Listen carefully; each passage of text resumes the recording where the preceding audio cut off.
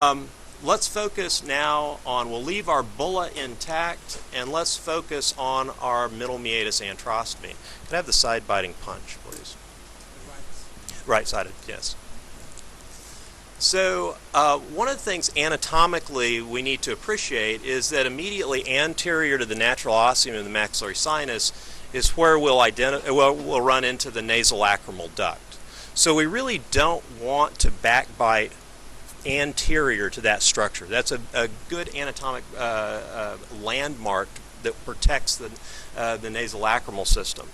What we'd like to do is actually move posteriorly and inferiorly, if in fact we're going to enlarge our middle meatus, our natural ostium, into the region of the posterior fontanelle along the medial wall of the maxillary sinus.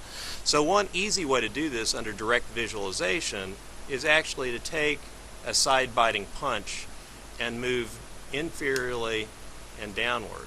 Now I'm going to take two bites there, and we may find, do we have just a curved section, small?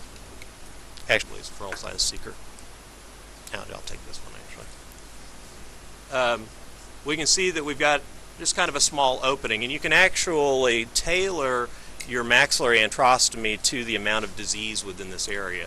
With minimal disease, a small antrostomy would be appropriate. If in fact we need to make a larger antrostomy, you can remove the medial wall of the maxillary sinus a number of different ways. Let me have a straight Blakesley through cut. So one way to do this is actually to use a straight through cut. Now one of the things that will really help you on the in using this instrument, take the mobile tine of the instrument and actually open that into the maxillary sinus, which means we probably on the other side either have to have a reverse instrument or have to backhand the instrument. It makes it a lot easier. But on this side, on the left-hand side, for a right-handed surgeon, it's pretty simple. And what we want to do as we move into this is actually remove this posteriorly and inferiorly. And I'm going to go ahead and move not through a second intermediate stage, but we'll just go ahead and do a very wide middle meatus antrostomy for the purposes of the dissection.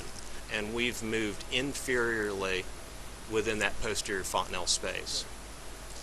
Now one of the things that you can do, you can remove this portion of the maxillary, medial maxillary wall or posterior fontanelle with a number of different instruments.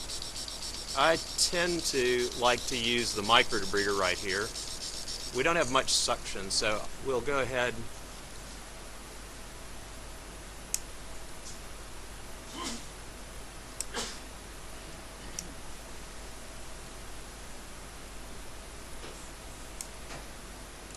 And this actually, too bad we don't have more suction.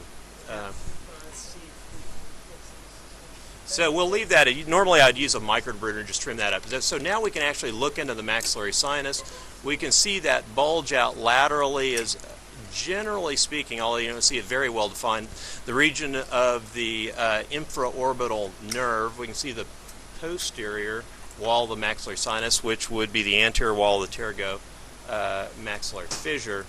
And then we can actually start to get a hint of the floor of the maxillary sinus, although we don't have an angle enough scope for that right now.